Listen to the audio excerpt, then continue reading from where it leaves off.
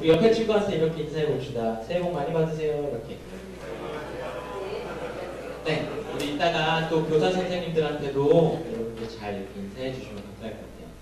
오늘 이제 설 명절의 마지막 날이라서 약간 명절 기분이 아직 남아있을 수 있는데 이제 약간 정신을 쫙 이렇게 반짝하는 의미에서 지능 테스트를 한 가지를 준비해 왔어요. 순식간에 지나가니까 잘 집중해 줘야 돼. 자, 오른손 이렇게 주먹하고서 앞으로 한번 쫙 펴주세요. 오른손 주먹하고 앞으로. 자, 이 자세에서 잘 들어주세요. 제가 하나, 둘, 셋 하면 본인의 손톱을 보면 돼요. 본인의 손톱. 자, 준비. 하나, 둘, 셋!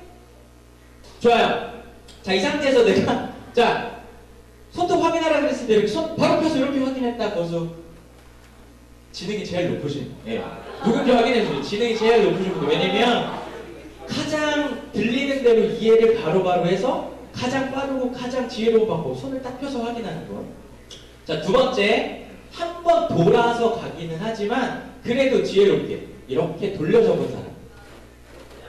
네, 두 번째로 지혜로운 사람. 약간 바로 일 처리를 하지는 못하지만 그래도 살짝 돌리기는 하지만 그래도 지혜롭게 하는 사람. 자, 세 번째, 내가 이렇게 직접 가서 본 사람. 이렇게 밑으로 들어가서 봤다.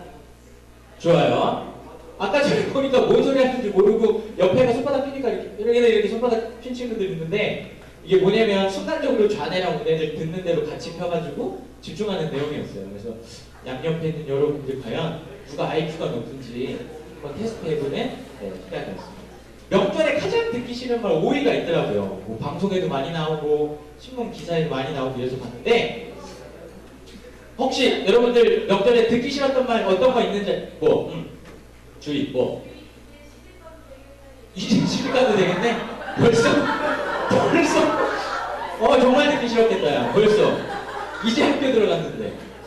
좋아요. 여러분들이 듣기 싫었던 말 중에 여기 있는지 한번 봅시다. 자, 5위 한번 볼게요. 5위. 네, 너 사귀는 사람 있니? 라고 계속 물어보는 거 귀찮대요. 여러분 들어봤나요? 자, 4위 한번 볼게요. 4위. 학교 어디니? 예를 들어서 고등학교 들어갔으면 너 인문계냐, 뭐 특성화냐, 대학 들어갔으면 대학교는 어디에 있냐, 그거 어디 있냐 이런 거. 3위. 연봉 얼마니? 이거는 이제 여러분들 나중에 회사 다니거나 그럴 때 연봉 얼마니라는 질문도 하시고 또 여러분들은 학생이니까 뭐 성적은 어떠니? 이런 걸로 좀 들어봤을 수 있을 것 같아요. 자, 2위. 살쪘네. 여러분들 외모 보면서 막 그런 거 비교하는 거 있잖아요. 야, 이번에 얘는 키가 벌써 커가지고 180인데 너보다 훨씬 컸다 이렇게 뭔가 자꾸 비교하고 살쪘다 하고 막 쌍술했는데 안 이쁘다 그러고 뭐 이런 거 있잖아요. 자, 대망의 1위는 뭘까요? 1위. 취업 언제 할 거니? 다른 얘기도 될 수 있을 것 같아요. 아까 우리 주희가 결혼 언제 할 거니 들었다고 하는데 아직 취업 못한 사람한테는 취업 언제 할 거니? 또 아직 대학교 못 간 친구한테는 시험 잘 봐야지, 올해는 대학 가야지 이런 얘기를 할 거고 또 아직 결혼 못한 사람한테는 결혼 언제 할 거니? 또 결혼은 했는데 아직 아이가 없는 부부들한테는 아이 언제 가질 거니? 이런 얘기들이 항상 스트레스인 것 같아요. 근데 1위에서 5위까지 보면 사실은 좋은 얘기죠. 사실은 관심이고. 근데 왜 우리한테 잔소리가 되고 스트레스가 될까요? 제가 곰곰이 생각을 해봤는데 두 가지로 생각을 해봤어요. 첫 번째는 1년 내내 연락 없고 관심 없다가 명절 때만 이렇게 잠깐 던져주는 관심이 그렇게 관심으로 느껴지지 않을 수 있겠다. 잔소리로 들려줄 수 있겠다라는 생각이 들었고요. 두 번째는 지금 나도 고민하고 있는 부분이야. 나도 어느 대학 갈지 모르고 나도 성적이 안 나와서 좀 답답해. 나도 고민하는 부분인데 이거 건드리지 말았으면 좋겠는 부분인데 그거를 이게 관심이라는 걸로 포장해서 툭 던졌을 때 그게 나한테 자존심이 상하고 스트레스가 되고 약간 좀 잔소리로 들릴 수 있는 것 같아요. 이런저런 조사를 해보니까 어른들이 가장 많이 내뱉는 단어 중에 또 하나가 공무원이라는 단어가 있다고 해요. 그래서 가족 중에 누군가 한 명이 공무원 준비를 하고 있다고 한다면 올해는 붙어야지, 공무원 되면 좋겠다 이런 얘기 할 거고 또 아직 공무원 준비는 안 하지만 어른들이 너 앞으로 진로가 어떻게 되니 물어보다가 그냥 그냥 흐지부지 하는 것 같으면 공무원 해라 이렇게 물어보는 것 같아요. 요즘에 별의 별거에다가도 다 신이라는 단어를 붙이잖아요. 예를 들어서 여러분 잘 아는 유느님, 또 여느님, 심지어 치킨 따위한테 뭐라고 부르죠? 치느님. 또 요즘은 라디오스타 이런 거 나오면 기본국이 너무 웃겨가지고 기본국한테도 신을 붙었더라고요. 뭐라고 불러요? 흥보신. 흥보신이라고 불러가지고 뭐 조금만 웃기고 조금만 잘 나가면 다 신이라고 호칭을 하는 것 같아요. 공무원이라는 단어도 조만간 되면 뭐 공느님처럼 해가지고 뭔가 이 직업계의 신으로 뜰 것 같아요. 왜냐면 너무 많이 이 직업계에서 거의 신처럼 취향을 갖고 있는 것 같아요. 공무원이라는 게. 우리나라 어른들이 너 공무원 했으면 좋겠어 라고 하는 것 중에 가장 큰 이유가 뭘까요? 안정적인 거죠. 너 열심히 일할 거야, 뭐 우리나라를 빛내줘 이런 의미보다 사실은 돈적인 거에 더 의미 부여를 하는 게 많은 거예요.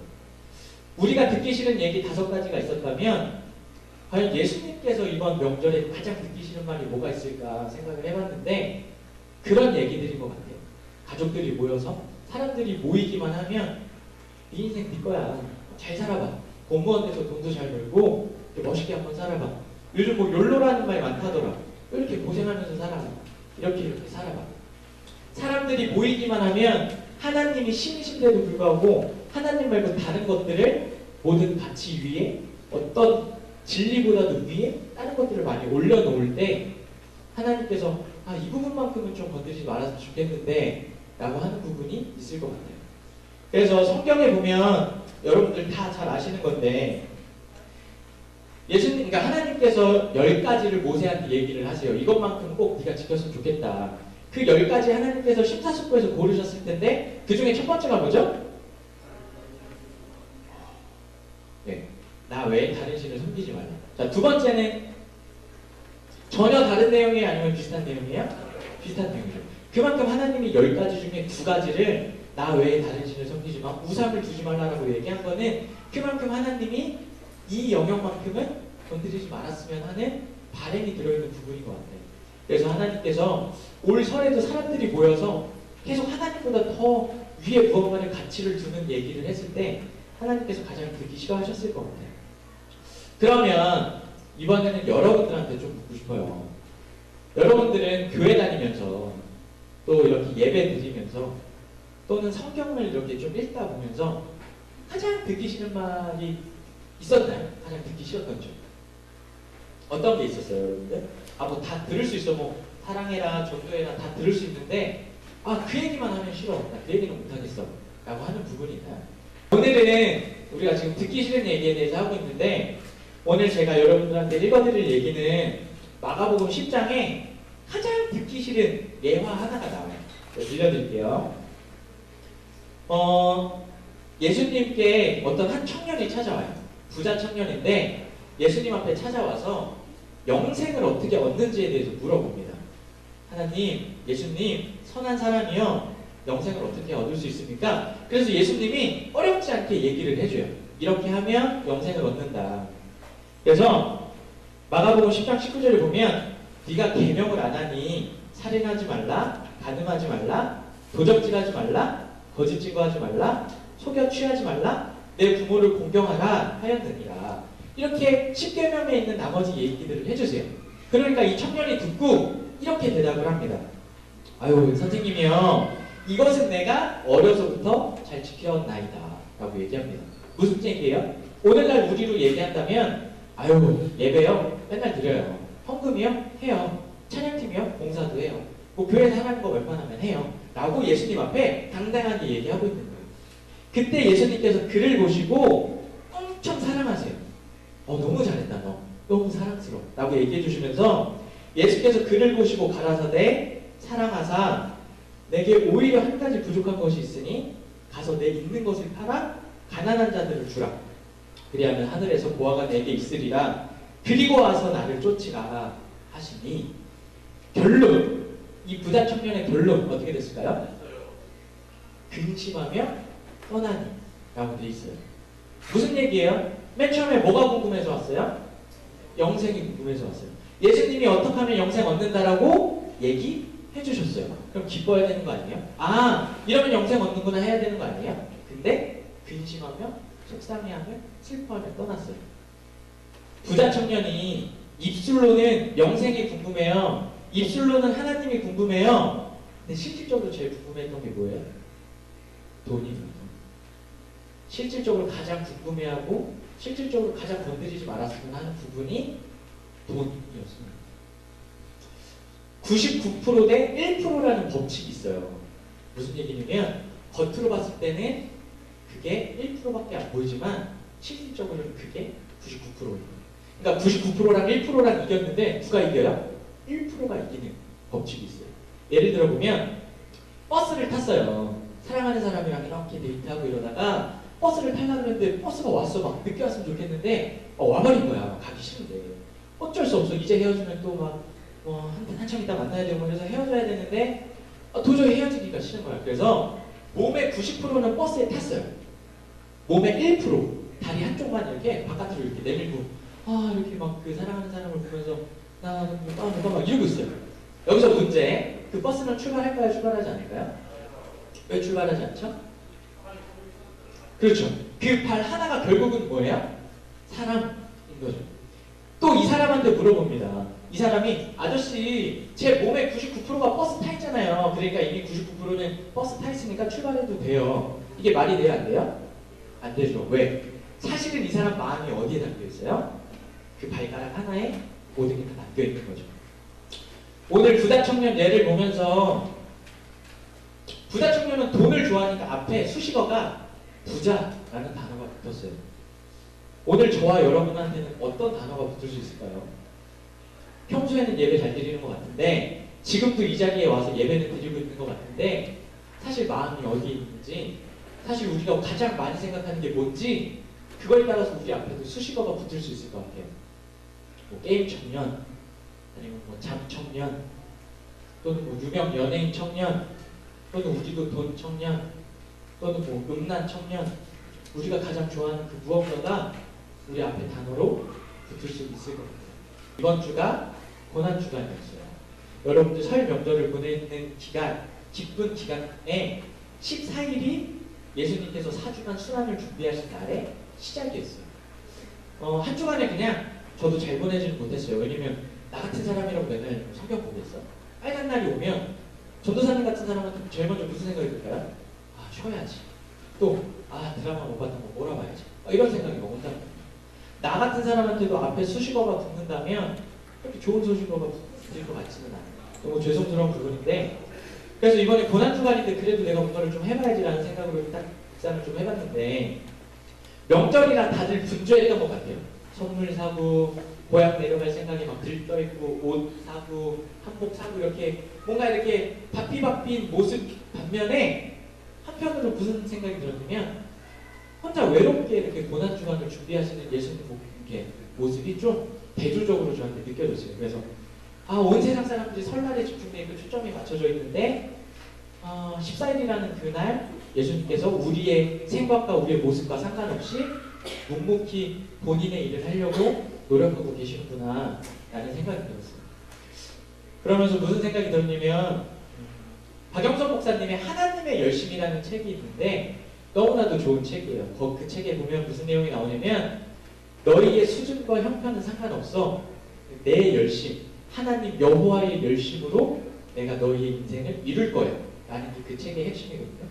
그러면서 무슨 생각이 들었냐면 고난주간인데 나도 하나님보다 좋아하는 거 많은데 내가 고난주간에 뭐를 해드릴 수 있을까라는 생각이 들었는데 내가 할 수 있는 거는 아무것도 없더라고요. 예수님보다 좋은 거, 세상에 예수님보다 신나는 거, 화려한 거 너무 많고 내가 예수님 쫓는 것보다 세상적인 거에 마음 팔릴 때가 더 많아서 사실 예수님한테 뭔가를 해드릴 수 있는 게 별로 없더라고요. 그럼에도 위안이 되는 건 그 책의 제목처럼 나는 형편없고 나는 맨날 이 모양 이 꼴이지만 멈추지 않으시는 하나님의 열심이 있구나 이 생각이 저한테 위로가 됐어요. 그래서 나는 설날 동안에 나도 똑같이 명절에 기분 빠져있고 명절에 쉴 생각만 하고 있는 이 내 자신 상관없이 묵묵히 그런 나를 사랑하시고 바라보시면서 여호와의 열심이 끊이지 않고 계속 고난주간을 준비하시고 우리를 구원해 주시기 위해서 계속 수고를 하시는구나 그 모습이 저한테 이렇게 오버랩되면서 좀 감동적으로 좀 느껴지는 부분이 있었어요. 요나서에 보면 풍랑을 만나는 장면이 나와요. 여러분들 요나서 아시나요? 풍랑 만나면 이제 그 사람들이 배가 계속 이렇게 휘청휘청 거리면 가볍게 하기 위해서 뭔가를 하나씩 던져요. 뭐부터 던질까요? 물건부터 던져요. 근데 어떤 물건부터 던질까요? 무거운 것부터? 네, 무거우면서도 필요 없는 것부터 던지겠죠. 그리고 두 번째는 네, 무거우면서 약간 필요한 건데 이거 버리면 이제 잔잔해질 것 같으면 슬슬 버리기 시작합니다. 그러다가 식량은 이거 버리면 죽을 것 같은데 못 버려요. 근데 결국 계속 파도가 이게 계속 치고 내가 죽을 것 같으면 그 식량까지 버리죠. 맨 처음에는 내가 버릴 수 있는 거, 이거 괜찮아 이런 것부터 슬슬 버리다가 마지막에 가장 귀하게 생각하는 것까지 버립니다. 근데 그것까지 버렸는데도 풍랑이 잔잔해지지 않아요. 요나가 마지막으로 버린 게 뭘까요? 자기 자신이었어요. 근데 성경에 보면 요나뿐만 아니라 하나님을 경험한 모든 사람들이 이 과정을 겪더라고요. 그래서 우리도 여러분들 아까 얘기했던 부자 청년처럼 좋아하는 거 있을 수 있는데 하나님께서 우리로 하여금 서서히 버리게 하세요. 우리가 이 정도는 괜찮아, 이거 뭐 버릴 수 있어 라는 것부터 결국은 내가 이거 버리면 안 될 것 같은 그것까지 하나님께서 이끄시는데 그 과정을 통과해야 우리가 하나님을 너무 깊게 정말 아름답게 성경에 나오는 그 인물들처럼 만날 수 있는 필수적인 과정입니다. 여기서 여러분들한테 마지막 질문 하나를 드릴게요. 그러면 우리가 예수님 만나는데 꼭 맨날 이렇게 뭘 나를 버려야 되고 고난주간이라 뭐 맨날 십자가 져야 되고 예수님 만나려면 맨날 뭐 이렇게 포기해야 되고 그래야만 예수님을 만날 수 있을까요? 아니에요. 예수님이 원하시는 건 마음이에요. 마음. 우리의 돈, 뭐 십자가 져라 이런 거 말고 우리의 마음을 원하시는데 제가 성경 구절 중에 가장 좋아하는 구절이고 제 평생에 이 말씀 붙들고 살아가고 있거든요. 알려드릴게요. 히브리서 11장 19절 아브라함과 이삭 얘기가 나와요. 그가 하나님이 능히 이삭을 죽은 자 가운데서 다시 살리실 줄로 생각한지라 비유컨대 그를 죽은 자 가운데서 도로 받은 것입니다. 저는 여기에서 도로라는 단어에서 그때 묵상하면서 너무 많은 은혜를 받았어요. 무슨 얘기예요? 하나님 우리 돈, 아브라함한테 있어서 가장 귀했던 그 이삭 하나님이 받으시겠대요? 안 받으시겠대요? 하나님 필요 없으시대요. 이삭, 돈, 우리가 주려고 하는 뭐 그런 거 괜찮아. 나 그런 거 필요 없어. 나 다시 너한테 도로 줄 거야. 여러분들 어른들이 애기들한테 사탕 같은 거 이렇게 들고 있을 때 삼촌 이렇게 하는 거 본 적 있어요? 없어요? 여러분들 해본 적 있나요? 그거 왜 해요? 진짜 그 사탕 뺏어 먹으려고? 와, 나 저거 못 먹으면 죽을 것 같다 진짜. 그 욕심인가요? 아니죠. 그 사람의, 그 아이의 마음 확인하고 싶은 거죠. 그 사탕 먹어서 뭐 하겠어, 어른들에서. 예수님도 마찬가지예요. 우리 돈, 우리 열정, 우리 인생, 우리 가장 귀한 거 그 이삭 가져가서 뭐 하겠어요. 가장 구하신 하나님인데. 근데 아브라함이 믿음의 조상이라는 수식어가 붙은 이유, 아까 그 부자 청년의 부자라는 수식어랑 대비해서 아브라함 앞에 믿음의 조상이라는 수식어가 붙은 가장 큰 이유는 뭐냐면 내가 가장 귀하게 여겼던 그 이삭으로부터 내 마음을 하나님께로 옮긴 거예요. 근데 아브라함이 옮겼을까요? 아니요. 하나님이 옮겨주셨어요. 어떻게? 네 아들을 바쳐라 라고 명령을 하셔서 아브라함이 이삭을 데리고 제물로 바치려고 할 때 이렇게 제물로 드리려고 칼을 드는 순간 아브라함한테 있어서 이삭은 있는 거예요? 없는 거예요?